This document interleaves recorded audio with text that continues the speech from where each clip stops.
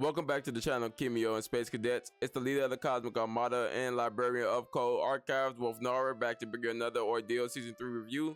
Today we will be talking about episode 115 titled A Promise.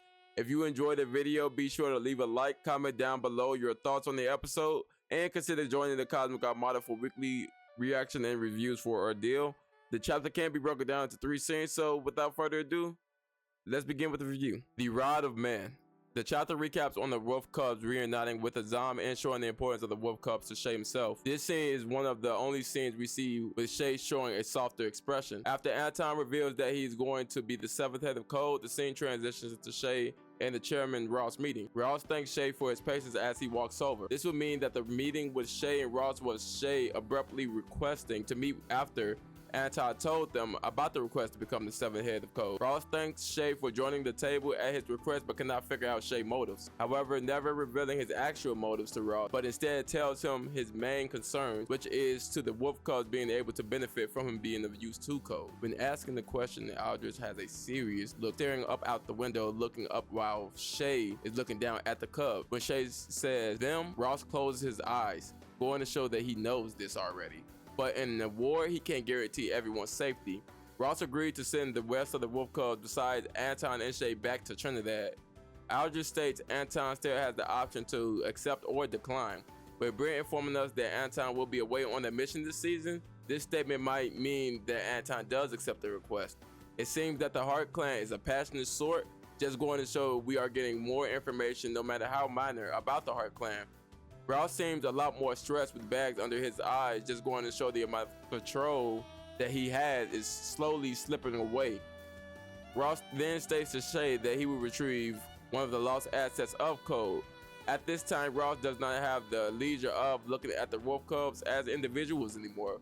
With the very world at stake, he must compare and contrast K.O.D.E.'s assets and liabilities and come up with a proper plan to stop Thanatos. We then get more information on Shay and Andrea's relationship over the past 8 months. Shay states that Andrea has never returned his calls. Andrea views the loss to Iron Gaki as dishonoring the Thomas name. This results in her denouncing her rank as top 150 strongest Kimyo and leaving K.O.D.E. entirely. Ross stated that she has been weighed down by the name of Thomas, in which Aldrich understands.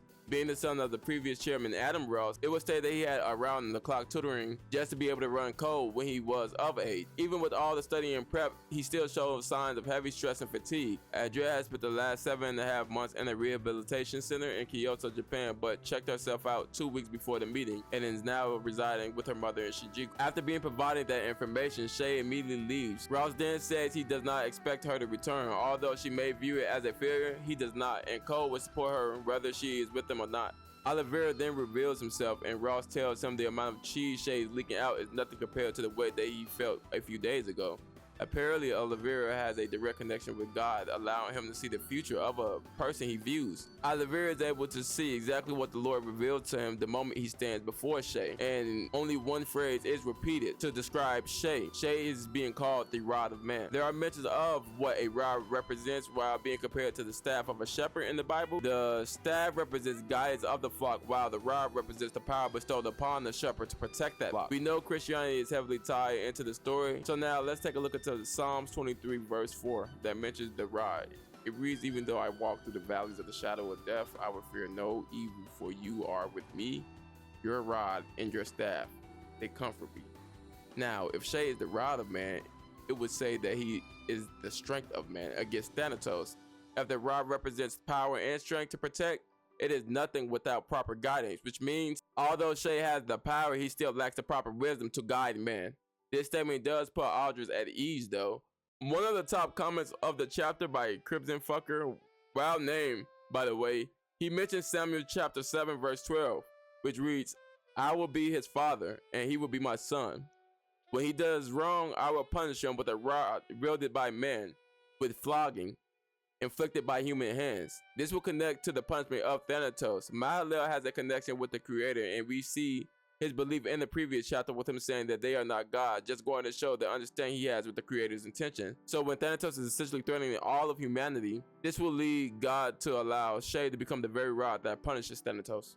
Scars of the Young. Next scene we will discuss reflects the conversation with Shay and Andrea's mother. Demaya Thomas, Shay appears in Shinjuku at the home of Andrea's mother. She is looking down and properly greeting Shay. I won't try to say it in Japanese, but she tells them that she is sorry they are close.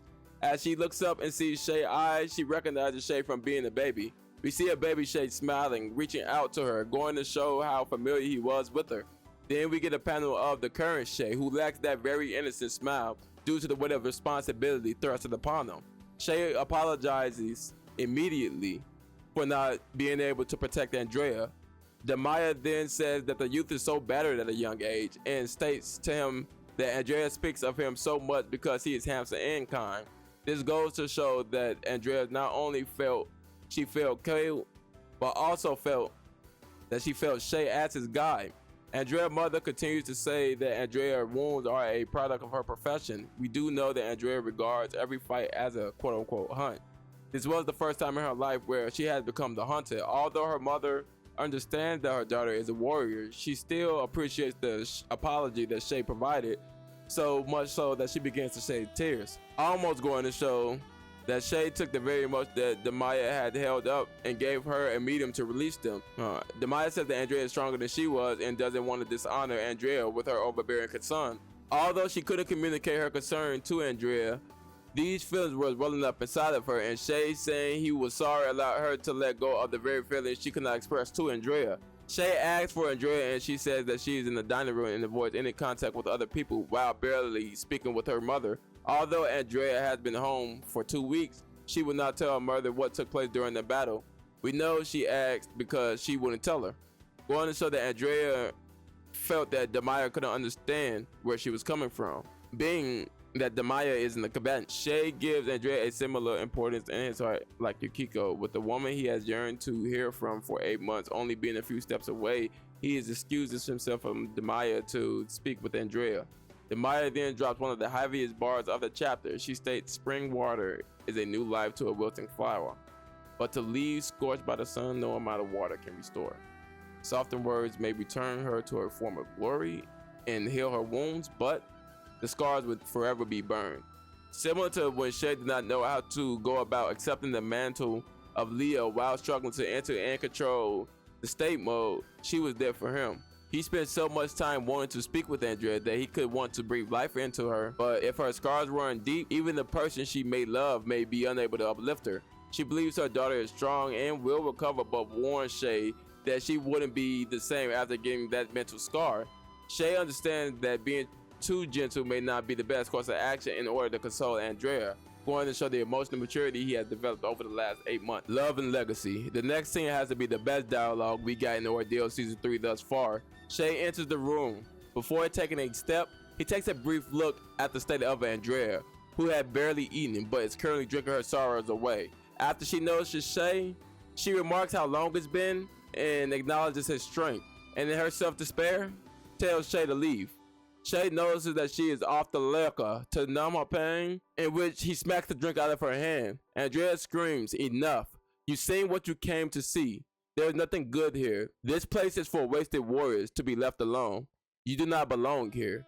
Just going to show the value that she believes that others put in her ultimately became the only value she had put into herself. Andrea thinks the loss killed her very warrior spirit. Although Andrea has only seen him for a few minutes, she begins to completely unload her warriors onto another warrior. When continuing to yell how she fails Leo and his legacy, she remarks that they watched her grab at the air trying to hold on to the Thomas family expectations, but ultimately failing. Another case where her views on reality are a bit skewed. The Wolf Cub never looked at Andrea as the end-all be-all for strength, even if she was the one who trained him after the passing of Leo. What makes this scene so great is that it's more grander than realism. Putting your effort into a task and failing will leave most people sad, depending on the ramification. That responsibility can be the very thing that crushes you. We now see how large Andrea's ego had become after not failing for so long. So once she did, the thought that had always been in her mind came rushing through the surface through that mental scar. She asks Shay if she sees her as the same other Thomas family. Shay completely disagrees and tells her that she did not fail. She took on a god tier level threat single-handedly and was unable to be defeated. He even remarks that it took the rest of the army to take down that enemy. Just to give Andrea even more comfort, Shay then tells her that he will kill her enemies before they see the light of day, and he vows to guard her with his very soul. She then begins to blush when Shay displays a ring to her by putting the ring on her lock, even though she compared herself to a broken blade, because he states to her that her hands is used for combat. Shay tells her that they will break down all barriers together. This will be the first time Andrea and Shay truly let someone in. He then goes into the heaviest bar of the chapter. He states, "I do not desire what they say you are capable of, or what others have claimed your virtue is. Nor do I yearn for the inward power to overcome weakness you possess. I do not desire that at my side stands a woman who can cut down my foes, but what I desire, Andrea, is all of you." This makes Andrea lean in for a kiss with tears in her eyes.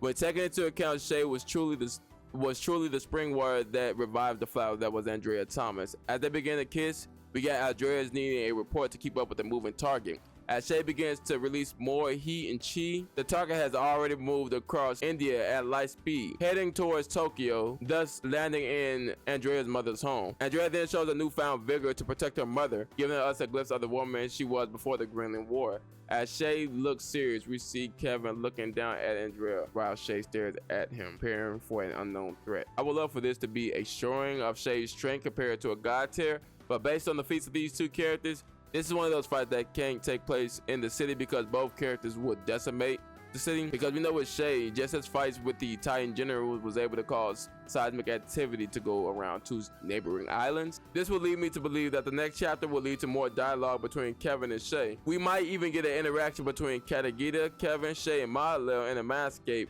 having a discussion that's not meant for typical ears. Art. Just like the previous review, I do want to touch up on the art a bit.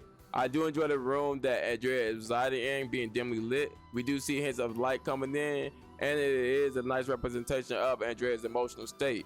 We also see the color palette being darker, one for both Andrea and Shay's clothing. One more thing I do enjoy is the flashback of all of Shay and Andrea moments. Yeah, it's typical for anime and manga to have flashback scenes, but what makes these scenes feel special is the golden hue. You can say it is linked through the flames of Illios, but it shows that they are past events that Shay holds dear. The specific scenes of Andrea teaching Shay to go into Illios state. This is the first instance of Shay sharing his emotions with her, while in this chapter it reflects that Shay being the only person she has shared her emotions with. Truly a 10 out of 10 chapter. Anyway, Space Cadets and Kimyos, what was your thoughts of this chapter? Is there anything in the review that I said that you also thought about or did not consider? Is there anything about the writer man that I may have had inaccurate or something you want to add? But anyway, it's the leader of the Cosmic Armada and librarian of K.O.D.E Archives, Wolf Nara. See you next review, Space Cadets.